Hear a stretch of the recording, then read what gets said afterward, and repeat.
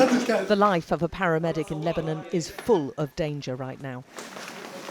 The first responders don body armour and helmets to enter the war zone that's outside. There have just been multiple strikes in Nabatieh city, and they're setting out to see if anyone's been caught up in the bombings who might need rescuing. These young men are all trained first responders, but they're volunteers.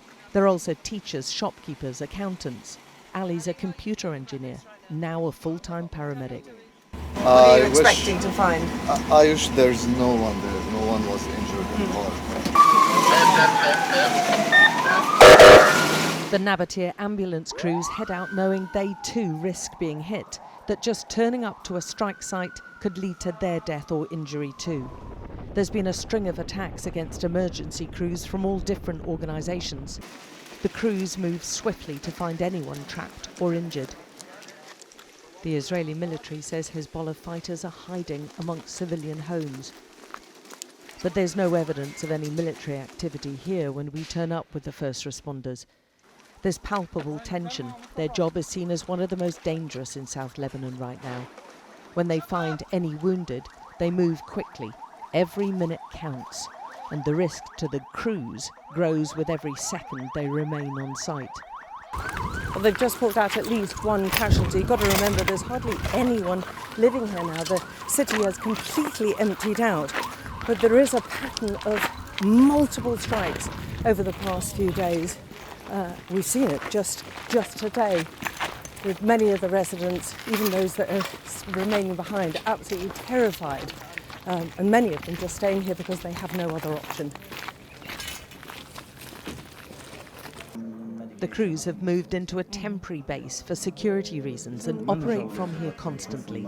They work in shifts, so there are periods of rest, but there are always crews ready to respond to bombings day and night. This is also the living room, and we all sleep here in this room. How many of you here? We are 25 people. 25 of you all in this room? Yeah. Here are the safety tools. This is the helmet, and this is the vest. The responsibility of deploying these teams weighs heavily on the organisation's leaders. When you're sending them out, it must go through your head that they might not come back. Yeah. It might happen because this is a war. The crews snatch moments when they can, all driven by a desire to help people. What was the thing that drew you to the ambulance service or to be a first responder? Their message and their honesty in their work, and because we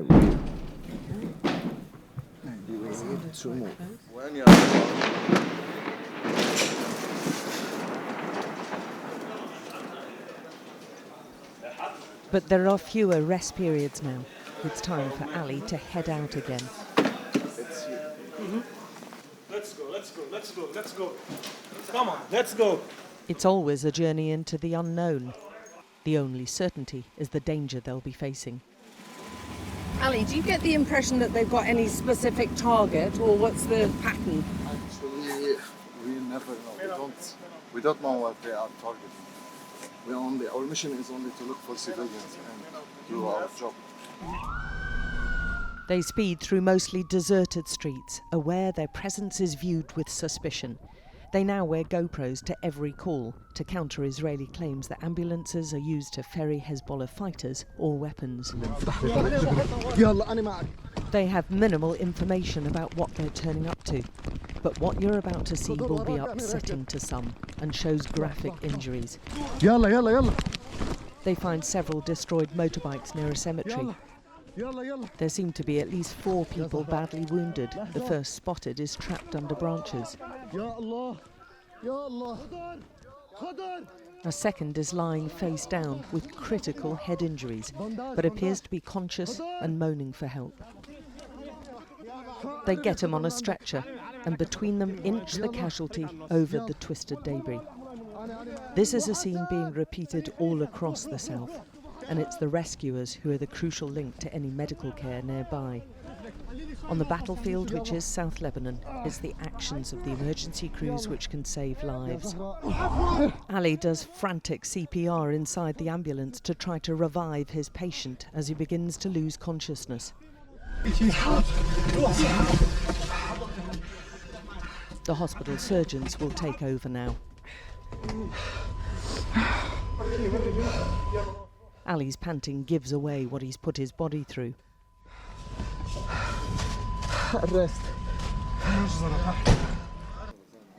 This work is utterly draining for these young volunteers who've seen more death and trauma in the past few weeks than most of their lives. What were you able to do? It's critical. Critical bleeding. He had some injuries in his head, also on the chest and back, almost everywhere in his body. But we did our best, and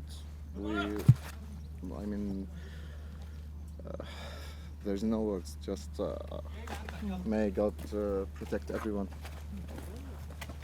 They know sometimes even doing your best may not be good enough. There are reminders on the base of just how fragile life is for the medics. 3 of their colleagues were killed within a few weeks of each other. We were with the Nabatieh crews at the end of March as they mourned 2 of their youngest to be killed. The 2 being buried were teenagers hit by an Israeli drone whilst delivering meals on motorbikes to those still in the city. The youngest, Jude, was 16 and the son of their chief paramedic. These are the moments after they were killed. You see the chief paramedic running in as he realises one of them is his young son.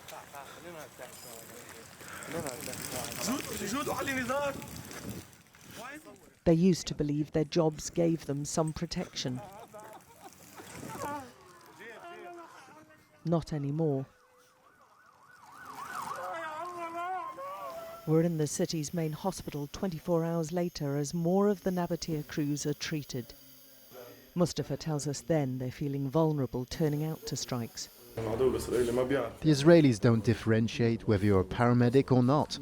They just target everyone, but this doesn't scare us. His older colleague Maddie was insistent to us that they had a duty to keep going. Who'll do it if we don't, he told us in March, and put his body armour straight back on to head out.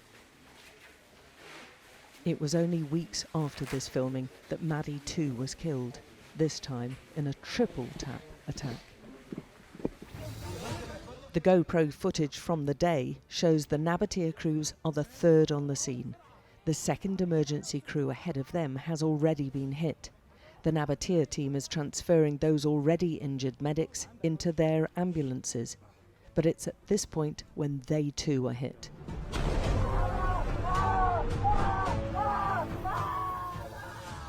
Maddie is among those who never recover. There are altogether 4 medics killed in this single series of strikes. Maddie's friend Mustafa and the other surviving medics are steadfast in their determination to continue. There's a strength in their camaraderie, of shared trauma and too much going on with a real uptick in attacks. Both the Israeli military and Hezbollah are flouting the agreed ceasefire at this point. We don't get to choose what happens to us. God's responsible for us, and He knows how to take us and how to bring us back.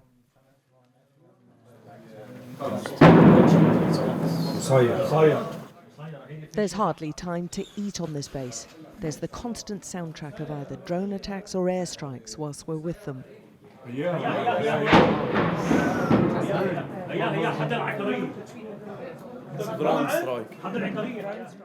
Other emergency crews are closer and already en route, so they sit this one out. But there's plenty to choose from, with Israeli jets constantly circling the city. The Israeli military has been instructed to ratchet up attacks and press deeper into Lebanon. And it's very evident in Nabatieh. It's these which are frustrating Israeli operations, Hezbollah's use of unmanned drones, which so far the military's been unable to stop. The drones are having a devastating effect on the Israeli military, killing multiple soldiers, destroying army bases inside Lebanon, And Hezbollah is also using them to fly into northern Israeli towns, causing terrible fear there. The emergency crews are busier than ever in Nabatieh.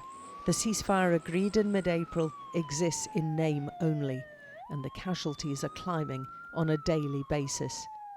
The numbers of paramedics being killed is rising too, more than 20 during what's meant to be a truce. The Lebanese Health Ministry believes it's a deliberate policy to destroy the medical infrastructure, and medics who've worked in Gaza see similarities. Yesterday, for example, our first patients arrived at around 10ish.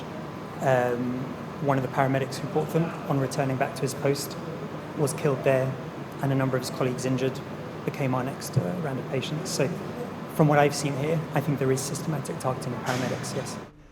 Most patients brought here are transferred once stabilised. And that's why it's too unsafe to keep critically ill patients here. An already dangerous and unstable situation is becoming worse. It's taking its toll on the young emergency crews faced with death, danger and destruction multiple times a day, and who are watching their city disintegrate in front of them. It's a ghost town right now. You can see a mass destruction everywhere. All our memories, like the neighbors, the places we used to go when we were kids, everything is destroyed now. They pray with no apparent end to the war in sight, and wonder how many of them will still be doing this job in the weeks or months ahead. Days earlier in the neighbouring district, they were mourning 3 other medics killed, again in a double-tap strike. The cortege was led by the 8-year-old son of one of the victims. Almost every emergency organisation in the south has been through this torment. The Lebanese government's called for urgent international protection for its first responders. The howls of raw grief are inconsolable. And these killings were again caught on camera. The medics in neon jackets were calling in a second ambulance after a father and his child were hit. But as they arrive, there's another bomb. Allahu Akbar! Allahu Akbar! The moment of impact is captured by a second camera inside the arriving ambulance. The 2-man crew inside survive, but now they too are wounded. All 3 of their colleagues outside on the road were killed, and those they were helping. We asked the Israeli military why these first responders were attacked, but they offered no credible explanation.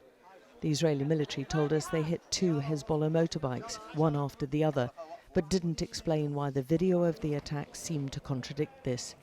The military said they're examining the claims of uninvolved individuals being harmed. It's been a terrible few days for first responders, with 9 medics killed in just 72 hours. That's more than 1 medic a day killed since March. There's huge destruction in many of the southern cities, including the main cemetery in Deir Hanoun, where many of the latest victims had been freshly buried. Hussein is a retired paramedic, still coping with the recent death of his wife. Her grave and those of his siblings are among those damaged, but he has added worries for the safety of his 4 sons, who are all paramedics. I have 4 paramedics. This is the youngest one of them. This is my son, and I have 3 others who are also paramedics. They're all married with children, and I check on them constantly. His youngest was meant to be with the latest crews killed in the double tap. He didn't go because his father begged him to stay behind. The second ambulance came and they hit it. It's very clear we're all paramedics and just rescuing civilians. We've got absolutely no weapons, and yet they still attack us. He fears the worst each time his sons answer emergencies. His family's already lost its matriarch. Now he almost expects 1 or more of his sons to be killed doing their jobs.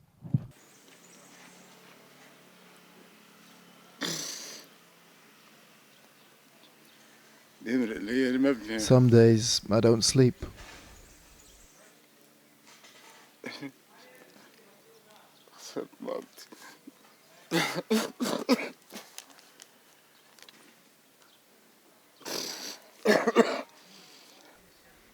I lost my wife. We lived through the last war. And we were displaced and left our home. But the boys stayed here. If one son stays, I don't have too much of a problem. But if 4 of them stay and a strike takes them all, it's a disaster. A disaster. The Nabatieh emergency crews share an incredibly strong sense of duty.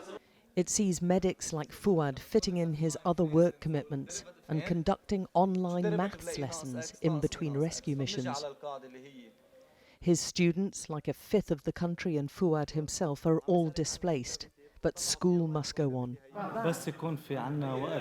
I tell them education is just as important as what we're doing as paramedics, rescuing people. It's important for their future. Ali too puts his skills as a barber to use at the base, which is now their main home.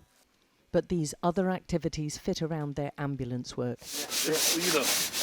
There are Israeli military evacuation orders now covering the entire Nabatieh city, home once to about 120,000 people. Roughly 10% remain, so the emergency crews stay too. But they're in a battlefield which is increasingly unpredictable. Saying that we have very limited.